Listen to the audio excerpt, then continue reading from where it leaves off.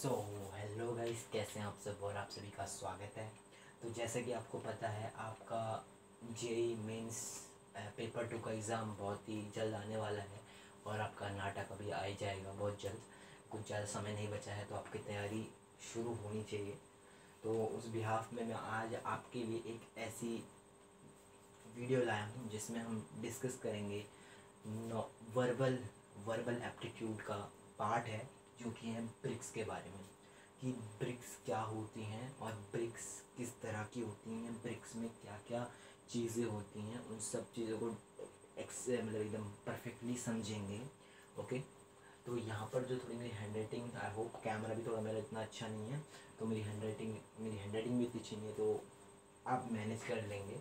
मैं आपको just explain करूँगा और मैंने यहाँ पर वो चीज़ें लिखी हुई है, वही चीज़ मैं आपको एक्सप्लेन करके अच्छी तरीके से बताऊँगा कि क्या क्या चीज़ें क्या होती हैं। ओके, आप अगर इसका स्क्रीनशॉट लेना चाहें तो ज़रूर ले सकते हैं, वैसे देख लीजिएगा।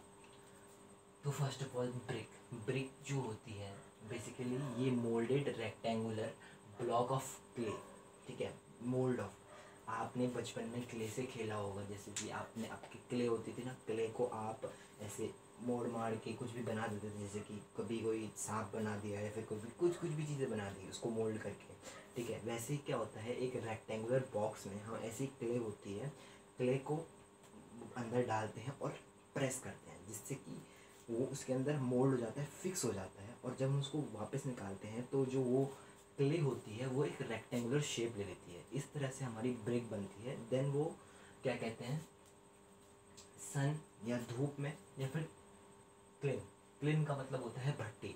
आपने सुना होगा आग की भट्टी जो गरम गरम होती है, वहाँ पर भट्टियों में बेक किया जाता है, उनको भट्टियों में डाल दिया जाता है, वहाँ पर वो गर्म होते हैं, गर्म होने से वो मजबूत बन जाते हैं, या फिर उनको धूप में रखा जा सकता है 2-3 दिन तक, जिससे वैसे भी वो अपनी हार्डनेस पकड़ लेते हैं। क्योंकि जो सन या फिर जो गर्मी होती है उनको अंदर से जो जितनी भी उनका अंदर मॉइस्चर होता है वो खींच लेती है, और मॉइस्चर खींच लेती है तो वो एकदम सख्त बन जाती है।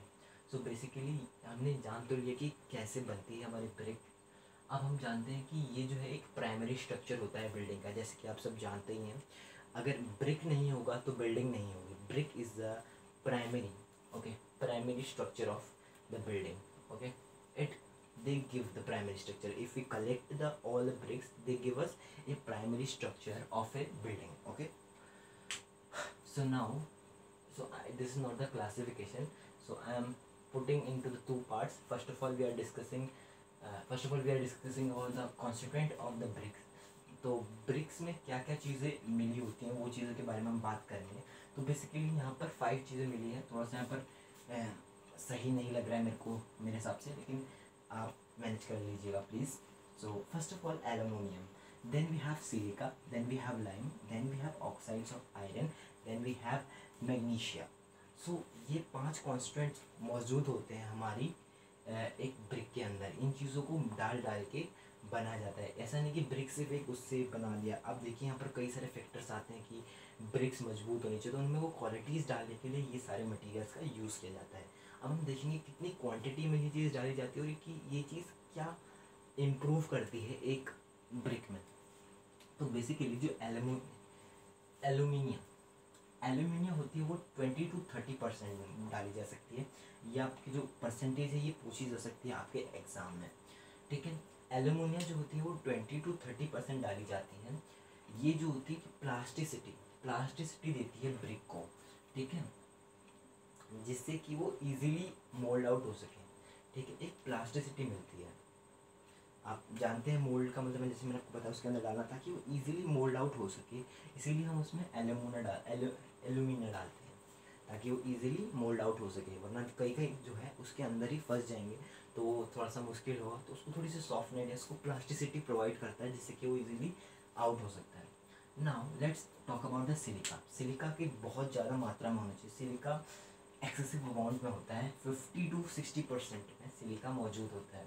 क्यों होता है? क्योंकि ये जो है प्रिवेंट करता है एक ब्रिक में क्रैक होने से, उसको श्रिंक होने से। श्रिंकिंग मतलब उसको सिकुड़ जाना, और उसमें warping of raw bricks, okay, जो रॉ ब्रिक्स होती हैं, ताकि उनमें क्रैक ना पड़े या उनमें श्रिंकेज ना हो। जैसे अगर मान लीजिए वो रॉ है, अभी हमने जस्ट सुखाने, हमने धूप में रखी है उनको, तो अगर उनको पहले ही क्रैक बन जाएंगे तो बाद में तो ईंटें क्या ही मतलब एक मजबूती प्रोवाइड करेंगी। तो इसीलिए हम सिलिका ऐड करते हैं एक्सेसिव अमाउंट में, क्योंकि वो प्रिवेंट करती है क्रैकिंग, श्रिंकेज और warping of raw bricks. Okay, now let's talk about the lime. So here, यहाँ पर आप जैसे कि देख सकते हैं, यहाँ पर है लाइम। लाइम जो होता है 5%, ये बहुत कम अमाउंट में होता है। ये भी क्या होता है, ये भी श्रिंकेज प्रोवाइड करता है, मतलब ये भी प्रिवेंट करता है श्रिंकेज का, मतलब श्रिंक होने को ये जो है प्रिवेंट करता है एक रॉ ब्रिक का। इसका भी यही काम है, और भी इसके कई काम हो सकते हैं, लेकिन यहाँ पर बेसिकली लाइम का ये रोल होता है। Now oxide of iron. Oxide of iron जो होता है, ये जो है ब्रिक को रेड कलर प्रोवाइड करता है। ओके, ब्रिक को रेड कलर प्रोवाइड करता है। जैसे कि आप आयरन को अगर आप गर्म करते हो तो वो थोड़ा सा रेडिश टाइप का हो जाता है, फिर आयरन आपने कभी देखा हो थोड़ी बहुत ब्राउनिश टाइप की होती है। तो वैसे ही ऑक्साइड ऑफ आयरन जो होती है 5 to 6% में उसके अंदर डाली जाती है, जो कि उसको कलर देती है। जब वो भट्टी में गर्म हो जाता है उसके बाद उसको कलर मिलता है, एक शाइन मिलती है कि वो एक परफेक्ट ब्रिक है, सारा उसका मेजरमेंट ले जाता है, वो चीज़ होती है। Okay, and then we have magnesia. ये जो है येलो कलर इम्पार्ट करता है। क्या करता है, येलो कलर इम्पार्ट करता है, टिंट येलो टिंट इम्पार्ट करता है। टिंट और ये सब चीज़ें, ग्रेड व्रेड जो भी होती है, टिंट क्या हो गया, ह्यू क्या हो गया, ये सब हम बाद में डिस्कस करेंगे अपनी कलर थ्योरी में। अभी आप जस्ट याद कर लीजिए कि वो येलो टिंट प्रोवाइड करता है।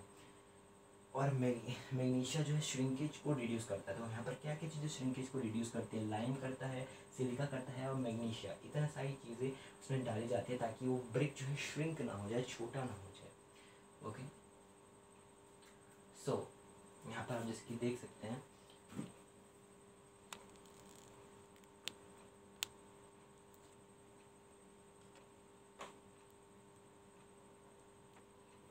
Now we are talking about the classification.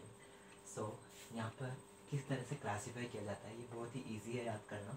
जो ब्रिक्स को क्लासीफाई किया जाता है वो है first class brick, second class brick, third class brick और फोर्थ क्लास ब्रिक में।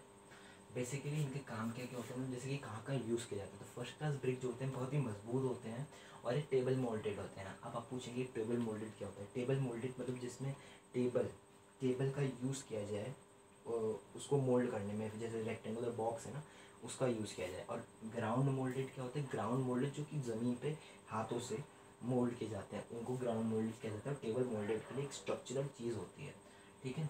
ये परमानेंट बिल्डिंग्स या फिर जो हार्ड बिल्डिंग्स है, मजबूत बिल्डिंग्स होती है, उनमें यूज़ किया जाता है। सेकेंड वाला, they are commonly use the place where brick work is provided with a coat of plaster. जो सेकेंड ब्रिक होती है इसमें एक कोट ऑफ प्लास्टर, जहाँ पर मतलब ब्रिक की ज़रूरत है पर ब्रिक ऐसे चाहिए जिसमें एक कोट ऑफ प्लास्टर उसके आउटसाइड हो। ओके, तो वो होती है हमारी second class BRICS. Now third class BRICS क्या होती है, थर्ड क्लास ब्रिक्स होते हैं ये एक टेम्प्रेरी स्ट्रक्चर में यूज़ की जाती है। ये यूज़ किए जाते हैं टेम्प्रेरी स्ट्रक्चर में, ठीक है। ये भी ग्राउंड मोल्डेड होती हैं, ये भी हमारी ग्राउंड मोल्डेड होती हैं। ये टेम्प्रेरी स्ट्रक्चर में यूज़ की जाती है और ये टेबल मोल्डेड होती हैं। ओके, और फोर्थ जो है हमारा, ये जो फोर्थ टाइप की ब्रिक होती है ये हमारी यूज़ की जाती है। आपने देखा होगा छोटे छोटे जो ब्रिक्स होते हैं उनके कंकड़ टाइप बना दिए जाते हैं, कंक्रीट जैसा, जो कि हम फ्लोरिंग पे या फिर जैसे रोड्स पे डालने के लिए यूज़ करते हैं, वहाँ पर हम इन्हें यूज़ करते हैं। ये जो होते हैं बहुत ही ब्लैक होते हैं क्योंकि ये ओवर बर्न्ड होते हैं, ठीक है। ये ओवर बर्न्ड होते हैं इसीलिए वो ब्लैक होते हैं।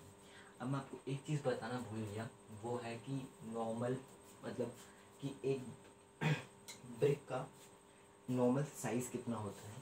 तो एक मोल्डर ब्रिक का साइज़ होता है 2 mm into 100 mm into 100 mm। तो ये एक मोल्डेड ब्रिक का साइज होता है।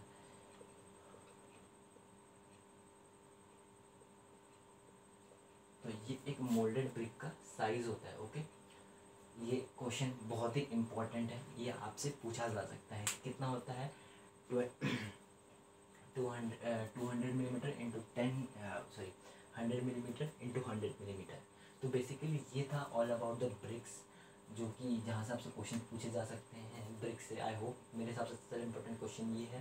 देन इनके जो परसेंटेज है वो कितने अमाउंट में होते हैं, तो हमेशा याद रखिए जो सिलिका ज़्यादा होती है, then aluminium, then oxide of iron, then lime and then manganese. Manganese 2% या फिर बहुत ही स्मॉल क्वांटिटी में डाला जाता है क्योंकि उससे हम बस टिंट मिलता है।